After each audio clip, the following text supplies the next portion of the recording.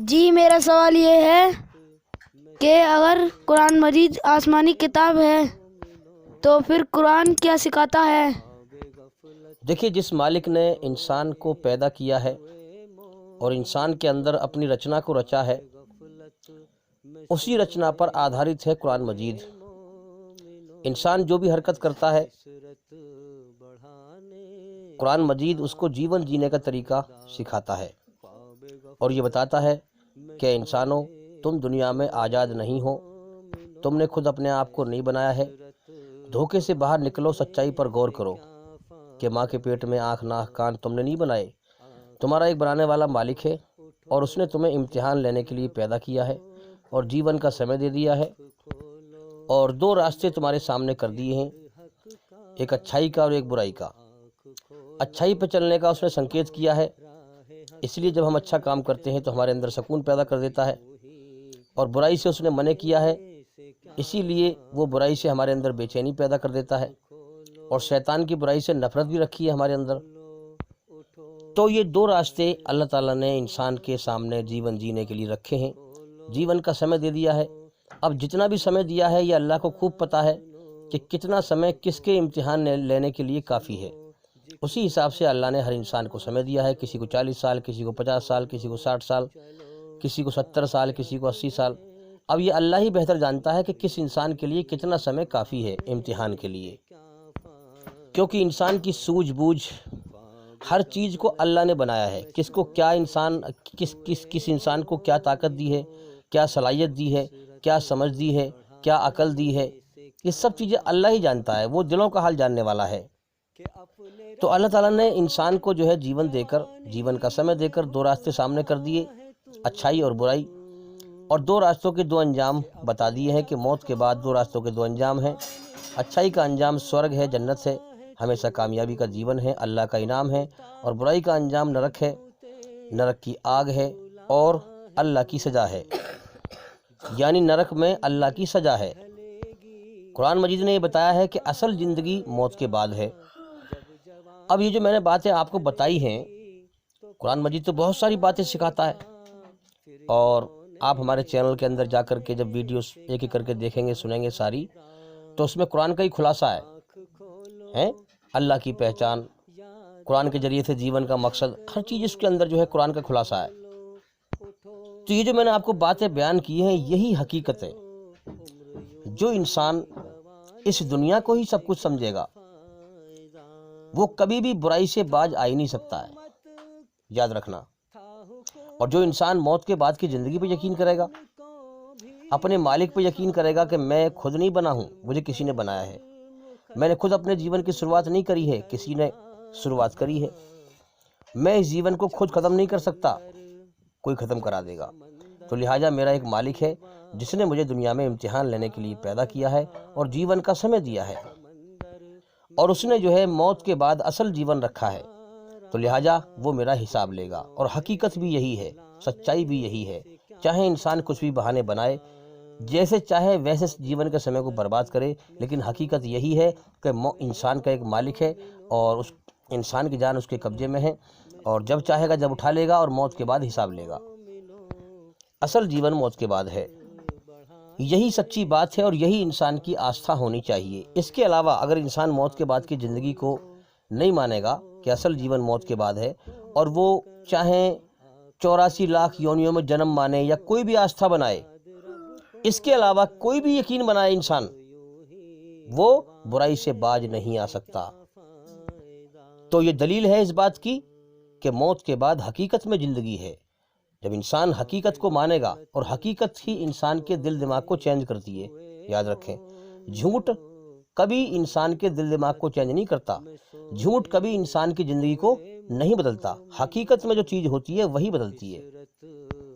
دیکھو، ایک تو ہے وہم اور ایک ہے حقیقت۔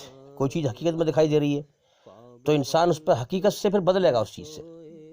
تو اب ہم سمجھیں کہ جو انسان موت کے بعد کی زندگی کو مانے گا، وہی اپنے مالک کو مانے گا، جو اپنے مالک کو مانے گا وہی موت کے بعد کی زندگی کو مانے گا۔ اب اللہ کے جو آدیش ہیں انسان کی رچنا پہ آدھارت ہے، قرآن مجید کے اندر اچھائی پہ چل، برائی سے بچ۔ اب بے شمار آدیش دیے ہیں، آپ اس کے بارے میں علم حاصل کریں۔ تو جو انسان سمجھ جائے گا کہ میرا ایک مالک ہے، اس سے ڈرے گا، اور پھر موت کے بعد کی زندگی کو مانے گا کہ اس نے میں دنیا میں اپنی مرضی سے زندہ نہیں ہوں، میں اس کی مرضی سے زندہ ہوں، اور مجھے موت دے کے اٹھائے گا، اور موت کے بعد اصل جیون ہے، وہاں پر میرا حساب لے گا۔ اگر وہ مجھ سے ناراض ہوا تو مجھے دردناک سزا نرک میں دے گا، اگر وہ مجھ سے راضی ہوا تو سورگ میں ہمیشہ کامیابی کا جیون، جنت کا انعام دے گا۔ اب جو ان دو باتوں کو نہیں مانے گا، ذرا سنیں دھیان لگا کے بات کو، جو یہ نہیں مانے گا کہ میرا مالک ہے اور موت کے بعد زندگی ہے، وہ میرا حساب لے گا، اب وہ چاہے کسی بھی دھرم کو مانتا ہو، سمجھ میں آ رہی ہے بات؟ دیکھو بات کو سنو دھیان سے اور سمجھو، وہ چاہے کسی بھی دھرم کو مانتا ہو اور کسی بھی آستھا کو رکھتا ہو، وہ غلط راستے پہ ہے، وہ اس گمان پر ہے کہ میرا کوئی مالک ہی نہیں ہے، میں دنیا میں آزاد ہوں، سمجھ میں آ رہی ہے بات؟ اور موت کے بعد کچھ نہیں ہے، جو کچھ ہے بس یہی دنیا ہے۔ تو وہ انسان چاہے کسی بھی دھرم کو تمہیں ماننے والا دکھتا ہو، یہ یقین رکھنے والا صحیح دھرم پہ ہو ہی نہیں سکتا، وہ غلط دھرم پہ ہے، وہ شیطان کے دھوکے والے ادھرم پر ہے۔ دکھنے میں تو دھرم دکھائی دے رہا ہے مگر دھرم نہیں ہے، ادھرم ہے وہ، کیونکہ جو اپنے مالک کو نہیں مانے گا وہ دنیا میں اپنے آپ کو آزاد سمجھے گا کہ میں ہی سب کچھ ہوں، مجھ سے بڑا کوئی نہیں، سمجھ میں آ رہی ہے بات؟ میں ہی سب کچھ ہوں، مجھ سے بڑا کوئی نہیں، سب مجھ سے بیکار ہیں، اور میرا کوئی مالک نہیں، میں خود ہی اپنا مالک ہوں، میں دنیا میں آزاد ہوں۔ پھر وہ کیا کرے گا؟ پھر وہ اپنے رب کا مطلب پالنے والا، پیدا کرنے والا، اس کو بھول کر اپنے من کو راضی کرے گا وہ، اور جو من کو راضی کرے گا وہ نرک کی آگ میں سجا پائے گا، اور جو ہوش میں آ کے سمجھ جائے گا اپنے رب کو، اپنے پیدا کرنے والے پالنہار کو پہچان لے گا، اپنے رب کو راضی کرے گا، وہ مرنے کے بعد سورگ میں جائے گا۔ جیون کا سمے سب کو ملا ہے، چاہے من کو راضی کر لو چاہے رب کو راضی کر لو، یہ دو ہی راستے ہیں جیون جینے کے، رب کو راضی کرو یا من کو راضی کرو، ان دو راستوں کے دو انجام ہیں موت کے بعد۔ رب کو راضی کرنے والے کا انجام انعام ہے جنت کا، کامیابی کا جیون، اور من کو راضی کرنے والے کا انجام جہنم کی آگ ہے، دردناک سزا ہے اللہ کی نرک میں۔ تو جو انسان موت کے بعد کی زندگی کو نہیں مانتا، یاد رکھیں وہ اللہ کو بھی نہیں مانتا، وہ اپنے آپ کو آزاد سمجھتا ہے دنیا میں۔ اب ایسا انسان جو دنیا ہی کو سب کچھ سمجھتا ہے، موت کے بعد کی زندگی کو نہیں مانتا، وہ انسان دھرتی پہ فساد ہی پھیلائے گا، وہ رک نہیں سکتا، یاد رکھیں۔ اللہ نے اس کے لیے بھی راستہ کھولا ہے، چل جو کرنا ہے کر، اچھوں کے لیے بھی راستہ کھولا ہے اور بروں کے لیے بھی راستہ کھولا ہے۔ اس دنیا میں ہم چیک کریں اس کی قدرت کہ سب کے لیے راستے کھلے ہوئے ہیں، چلو کون سے راستے پہ چلو گے، اچھائی پہ چل یا برائی پہ چل۔ دنیا میں ہم دیکھ بھی رہے ہیں کتنے لوگ اچھے کام کر رہے ہیں، کتنے لوگ برے کام کر رہے ہیں، اللہ کی طرف سے سب کے لیے راہیں کھلی ہوئی ہیں، جیون کا سمے دیا ہوا ہے۔ تو جو انسان موت کے بعد کی زندگی کو نہیں مانتا تو وہ اپنے مالک کو بھی نہیں مانتا، حقیقت میں ہے نا۔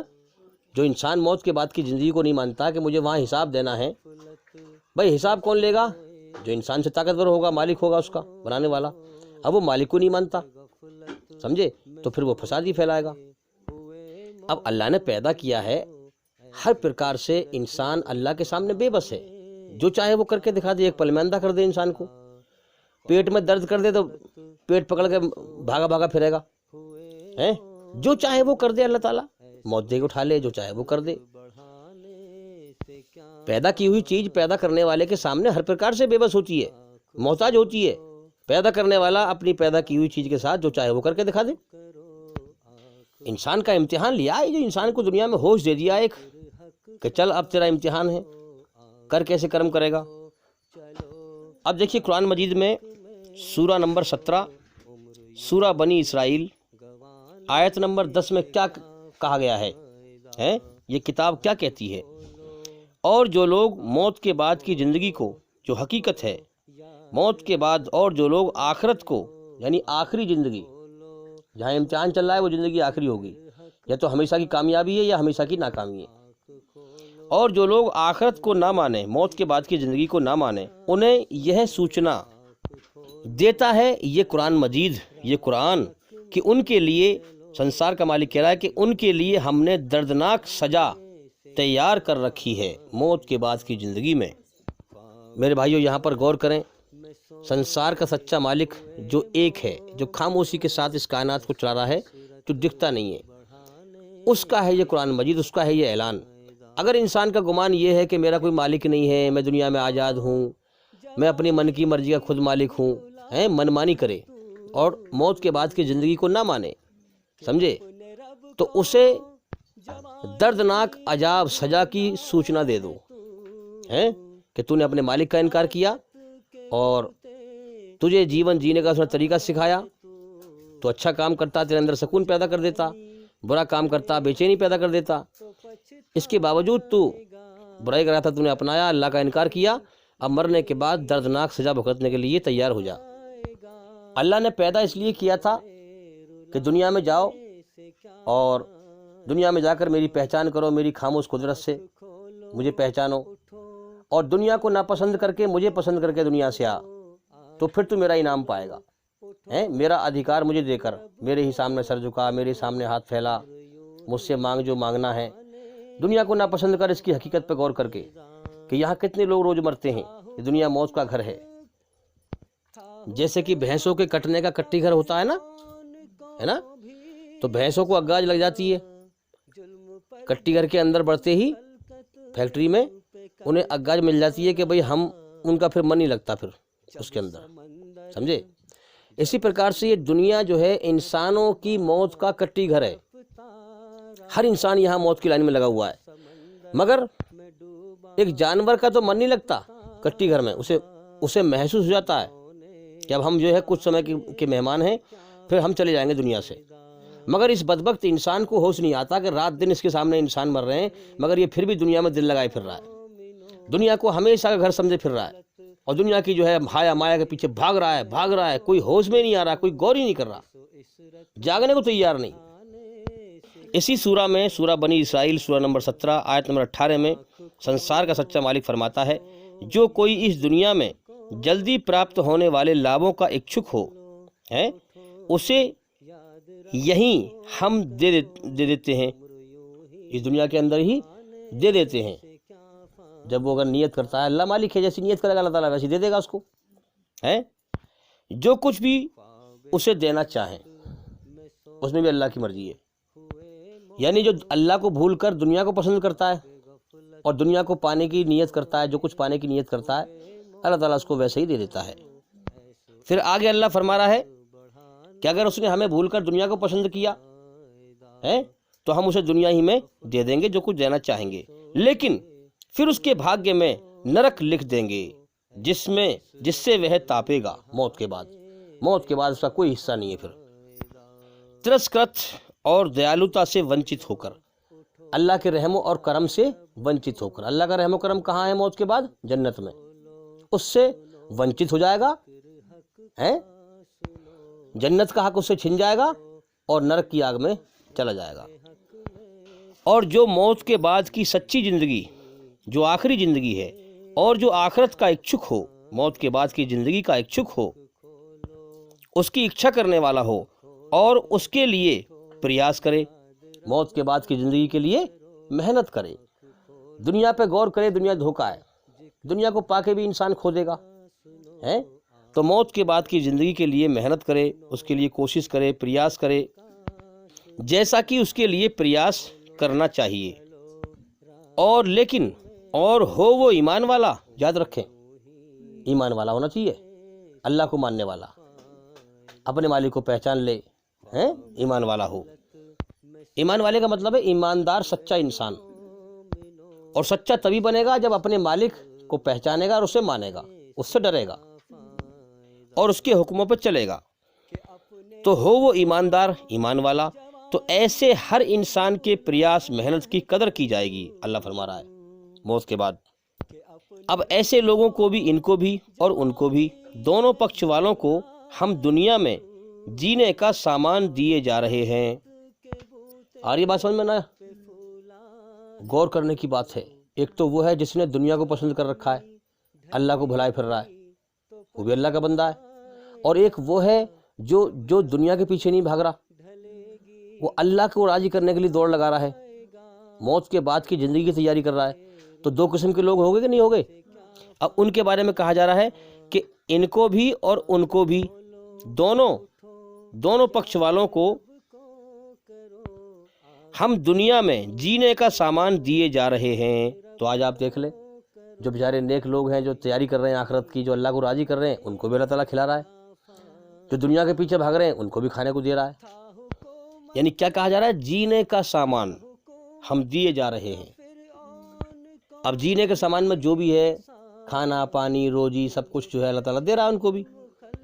یہ تیرے رب کا، اللہ کا پردان ہے جو وہ دے رہا ہے، اور تیرے رب، تیرے پالن کرتا، تیرے پالنہار، تیرے پیدا کرنے والے، اور تیرے رب کے پردان کو روکنے والا کوئی نہیں ہے۔ اب دیکھو آسمان سے یہ آیت آئی ہے، دنیا میں آپ اس قدرت کو پہچانیں ہیں۔ اب آیت نمبر 21 میں کیا فرما رہا ہے سنسار کا مالک؟ مگر دیکھ لو دنیا ہی میں ہم نے ایک گروہ کو دوسرے کے مقابلے میں کیسا آگے رکھا ہے، یعنی کسی کو امیر اور کسی کو غریب، ایک کے مقابلے میں دوسرے کو آگے رکھا ہے دولت میں، کسی کو غریب کسی کو امیر۔ اور موت کے بعد کی زندگی میں، آخرت میں اس کے درجے اور بھی ادھک ہوں گے۔ جیسے یہاں امیر غریب رکھا ہے نا، ایسے جنت میں بھی درجے ہوں گے، اور اس کی پرتشٹھا اور بھی زیادہ بڑھ چڑھ کر ہوگی۔ یعنی جو جتنا اللہ کو راضی کرنے کے لیے پریاس کرے گا، محنت کرے گا، اللہ اس کے درجے اتنا ہی بلند رکھے گا۔ یاد رکھیں، اللہ کے یہاں انسان کا مرتبہ مال دولت سے، کوٹھی بلڈنگ سے نہیں ہے، زمین جائیداد سے نہیں ہے، بلکہ انسان کے کرموں سے ہے۔ جیسے اچھے کرم ہوں گے ویسے ہی اللہ کے یہاں اس کا مرتبہ ہوگا۔ اور صاف صاف فرما دیا ہے کہ اے انسان، تو اس سے اچھا بدلہ اور کیا پا سکتا ہے؟ جیسا کرے ویسا بھرے۔ مرنے کے بعد کوئی کسی کا ذمہ دار نہیں ہوگا، جس نے جو کیا ہے اسے بھرنا پڑے گا۔ سورہ بقرہ میں صاف فرما دیا، جو بھی برائی کمائے گا اور اپنی غلط کاری کے چکر میں پڑا رہے گا، وہ نرک میں جانے والا ہے، جہنم میں جانے والا ہے، اور جہنم میں ہمیشہ رہے گا۔ اور جو لوگ ایمان لائیں گے، اچھے کرم کریں گے، وہ جنت میں جانے والے ہیں، سورگ میں جانے والے ہیں، اور سورگ میں ہمیشہ رہیں گے۔ اب جو بھی برائی کمائے، چاہے وہ کوئی بھی ہو، ماں باپ برائی کمائیں، اولاد برائی کمائے، بھائی بہن برائی کمائیں، جو بھی برائی کمائے، یاد رکھیں یہاں پر اللہ تعالیٰ اچھے برے کو چھانٹ رہا ہے۔ اب انسان اللہ کی کھوج کرے، پہچان کرے اس کی۔ اللہ نے اس لیے انسان کو عقل دی ہے، جیون کا سمے دیا ہے کہ بن دیکھے اس کی کھوج کرے۔ اللہ کو یہ پسند ہے کہ بن دیکھے بندہ اس کی کھوج کرے، اسے راضی کرے، اس سے ڈرے۔ اب انسان اگر صحیح عقل کا استعمال کر کے اور اللہ کی قدرت میں غور کرے اور دیکھے کہ بھئی مٹی کا تو جو ہے ذائقہ الگ ہوتا ہے، کھائیں مٹی تو ذائقہ الگ ہوتا ہے۔ اب مٹی میں سے یہ گنا پیدا ہوتا ہے اور اتنا میٹھا پیدا ہوتا ہے۔ مٹی کا ذائقہ الگ ہے اور گنا اتنا میٹھا ہوتا ہے کہ نہیں؟ مٹی میں اتنی طاقت نہیں جو گنے کو میٹھا کر دے۔ بھائی انسان عقل کا استعمال کرے، پھر اسے سمجھ میں آئے گی کہ ہاں کوئی طاقت ہے جس نے مٹی میں سے گنا نکالا ہے اور اس کو میٹھا کیا ہے۔ اب دیکھو آم کا پیڑ ہو، سیب کا پیڑ ہو، انگور کی جو ہے بیل ہو، سب زمین میں سے پیدا ہوتی ہیں۔ مٹی کا ذائقہ کیسا ہے اور آم کتنا میٹھا ہوتا ہے؟ مٹی میں سے نکلتا ہے پودا۔ تو مٹی میں اتنی طاقت کہاں ہے جو آم کو میٹھا کر دے؟ کوئی اور ہستی ہے جو میٹھا کرتی ہے۔ تو اس پرکار سے اللہ کی قدرت کو پہچانے ہم۔ تو انسان کم سے کم اللہ کی طرف عقل تو لگائے، پھر اللہ تعالیٰ اسے اپنی راہ دکھائے گا، اپنی روشنی دکھائے گا۔ اب جیسے انسان سوچے بھئی یہ کیا چکر ہے کہ سورج ہے گول گول دکھائی دے رہا ہے اور اس کے نیچے کوئی سپورٹ نہیں ہے، اتنی آگ نکل رہی ہے اس کے اندر سے، نیچے کوئی سپورٹ نہیں ہے روکنے کے لیے، یہ کیسے روکا ہوا ہے؟ تو انسان کو سمجھ میں آئے گی کوئی ہستی ہے، کوئی طاقت ہے جس نے اس کو روک رکھا ہے۔ انسان سوچے یہ اتنا بڑا آسمان ہے، بنا دیوار کے، بنا سپورٹ کے، بنا کولم کے، کیسے رکا ہوا ہے؟ تو انسان اللہ کو پہچانے گا پھر کہ بھئی کوئی طاقت ہے جس نے اسے روک رکھا ہے۔ اس کو پیدا ہی اس لیے کیا گیا ہے انسان کو، تاکہ اپنے مالک کی طرف، آسمانوں کی طرف غور کرے انسان۔ اب انسان نالی کا کیڑا بن کر دنیا پرست بن کے رہ گیا، دنیا ہی کو سب کچھ سمجھ رہا ہے، اللہ کو بالکل بھول گیا، دنیا کے دھوکے میں دوڑ لگا رہا ہے، جانور سے بھی بدتر ہو گیا۔ جانور کو تو جو چیز اللہ نے دی تھی اس پہ قائم ہے۔ اب دیکھو گائے ہے، بھینس ہے، ان کو اللہ نے جو ہے یہ طاقت دی ہے کہ جو ہے نیار کھا کر جو ہے دودھ نکالیں، دودھ نکال رہی ہیں بیچاری، اپنا کام کر رہی ہیں۔ وہ انسان کو اس لیے پیدا کیا تھا کہ اصل زندگی موت کے بعد ہے، تو اپنے مالک کو پہچان کر کے اور تو اسے راضی کر کے آ، اور جنت میں ہمیشہ کامیابی کا جیون پا۔ تو آسمان کی طرف غور کر، اپنے مالک کی طرف غور کر، دنیا میں کیڑے کی طرح نہ رینج۔ انسان دنیا میں کیڑے مکوڑوں کی طرح جو ہے رینگ رہا ہے، دنیا ہی کو سب کو سمجھ رہا ہے، اور دنیا کو سب کو سمجھ کر دھرتی میں فساد پھیلا رہا ہے، قتل و غارت پھیلا رہا ہے۔ تو انسان کو جو ہے اللہ کی خاموش قدرت پہ غور کرنا چاہیے، سوچنا چاہیے کہ بھائی یہ کیا چکر ہے کہ دو پانی کے قطرے پتی پتنی سمبھوگ کرتے ہیں، میاں بیوی ہم بستری کرتے ہیں، اور دو پانی کے گندے قطرے ماں کے پیٹ میں ملتے ہیں، اور انسان کیسے بن جاتا ہے اس سے؟ انسان سوچے اس چیز کو، تو انسان غور کرے کہ بھی اپنے آپ نہیں بن سکتا ہے، ہاں اس کو سنسار کا سچا مالک اللہ بناتا ہے۔ اب دیکھو، سب سے پہلے دل بنتا ہے، اور دل بننے کے بعد فوراً دھڑکنا شروع ہو جاتا ہے، دل بننے کے بعد فوراً دھڑکنا شروع کر دیتا ہے۔ پھر 4 مہینے کے بعد روح پیدا ہوتی ہے، آتما پیدا ہوتی ہے انسان کے اندر۔ تو ہر انسان کا دل اس کی عمر سے 4 مہینے بڑا ہے، دل جو ہے پہلے بنتا ہے سب سے پہلے۔ تو ہر آدمی کے دل کی عمر اس سے 4 مہینے زیادہ ہوتی ہے۔ دیکھو، میرے اندر جب آتما روح پڑی اس وقت سے میری زندگی شروع ہوئی، پر میرا دل روح کے بغیر، آتما کے بغیر ہی دھڑکنا شروع کر دیتا ہے۔ ہمارا پیدا کرنے والا اللہ تعالیٰ پہلے ہی دل میں اپنی محبت کی چنگاری سلگا دیتا ہے، اور دل کی کشش اپنی اچھائی کی طرف کھینچنے کی رکھتا ہے، اور دل ہی انسان کی پوری زندگی کا رخ موڑ دیتا ہے۔ دل سے ہی انسان اچھا یا برا بنتا ہے۔ جب انسان گناہ کی طرف، پاپ کرنے کی طرف بڑھتا ہے تو دل دھڑک کر پہلے ہی بتانا شروع کر دیتا ہے کہ تو اپنے مالک کی مرضی کے خلاف مت چل، اس کا انجام بہت برا ہوگا۔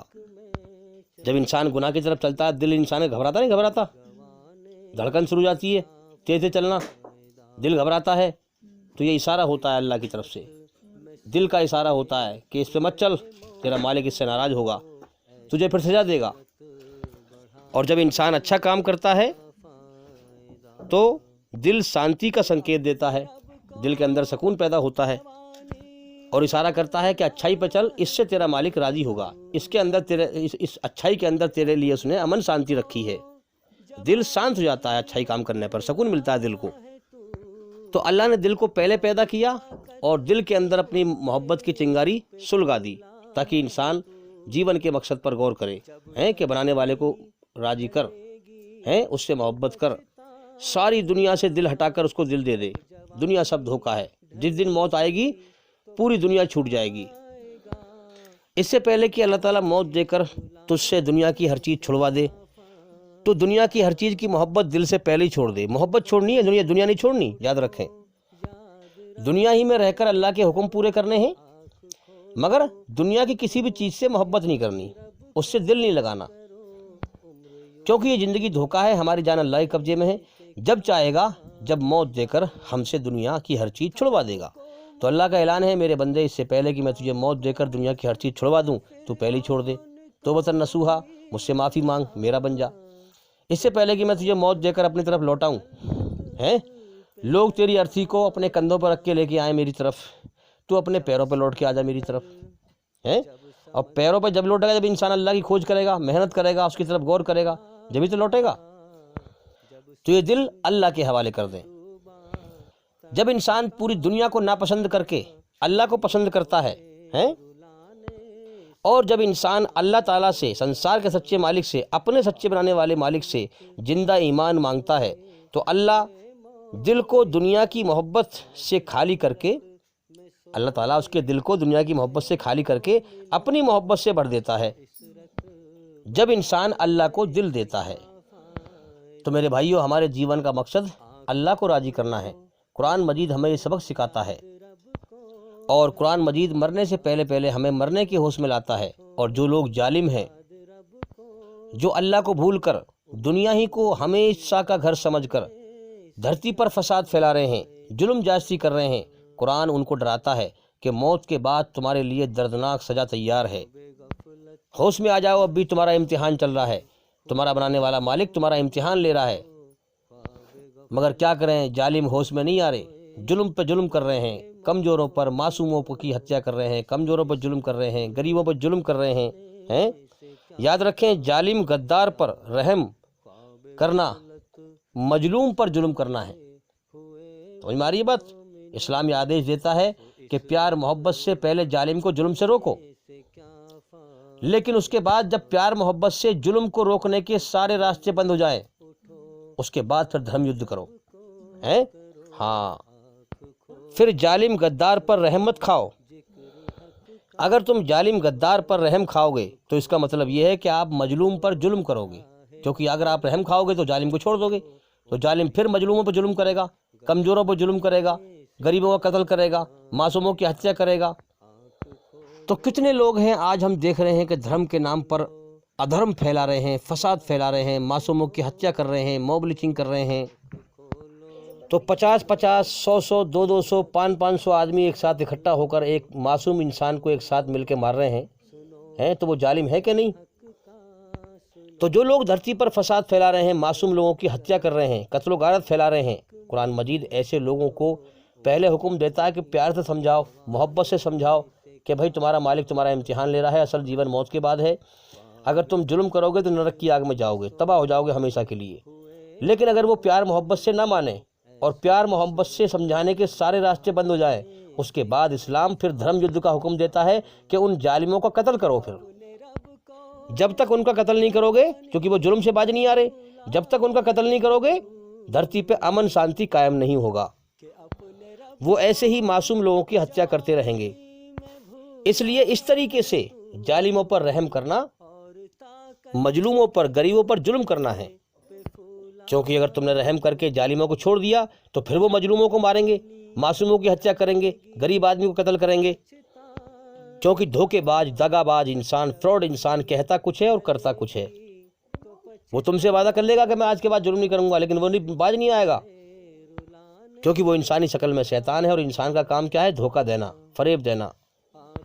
تو میرے بھائیوں، قرآن مجید حقیقت میں آسمانی کتاب ہے، سنسار کے سچے مالک کی سچی کتاب ہے، اس لیے قرآن مجید کو سمجھ کے پڑھیں، اور ہمارے چینل کے اندر جا کر کے ایک ایک کر کے سبھی ویڈیو دیکھیں اور سنیں، تاکہ آپ جلدی سے جلدی اندھکار سے نکل کر روشنی میں آئیں۔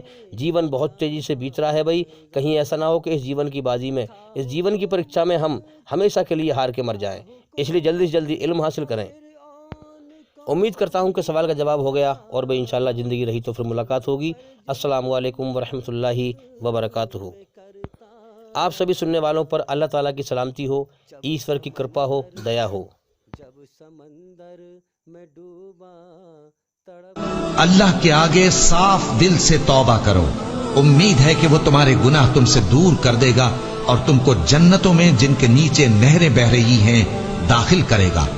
اس دن اللہ پیغمبر صلی اللہ علیہ وآلہ وسلم کو اور ان لوگوں کو جو ان کے ساتھ ایمان لائے ہیں رسوا نہیں کرے گا، بلکہ ان کا نور ایمان ان کے آگے اور داہنی طرف روشنی کرتا ہوا چل رہا ہوگا، اور وہ اللہ سے التجا کریں گے کہ اے پروردگار، ہمارا نور ہمارے لیے پورا کر اور ہمیں معاف فرما، بے شک اللہ ہر چیز پر قادر ہے۔ لوگوں کا حساب اعمال کا وقت نزدیک آ پہنچا ہے اور وہ غفلت میں پڑے اس سے منہ پھیر رہے ہیں۔ ان کے پاس کوئی نئی نصیحت ان کے پروردگار کی طرف سے نہیں آتی مگر وہ اسے کھیلتے ہوئے سنتے ہیں، ان کے دل غفلت میں پڑے ہوئے ہیں۔ کوہ طور کی قسم اور اس کتاب کی جو لکھی ہوئی ہے کشادہ ورق میں، اور آباد گھر کی اور اونچی چھت کی، اور جوش مارتے سمندر کی، کہ تمہارے پروردگار کا عذاب واقع ہو کر رہے گا اور اس کو کوئی روک نہیں سکے گا۔ جس دن آسمان لرزنے لگے کپ کپا کر اور پہاڑ سچ مچ اڑنے لگیں تو اس دن جھٹلانے والوں کے لیے خرابی ہوگی جو بیکار باتوں میں پڑے کھیل رہے ہیں۔ جس دن ان کو آتش جہنم کی طرف دھکیل دھکیل کر لے جائیں گے اور کہا جائے گا یہی وہ جہنم ہے جس کو تم جھوٹ سمجھتے تھے۔ تو کیا یہ جادو ہے یا تم کو نظر ہی نہیں آتا؟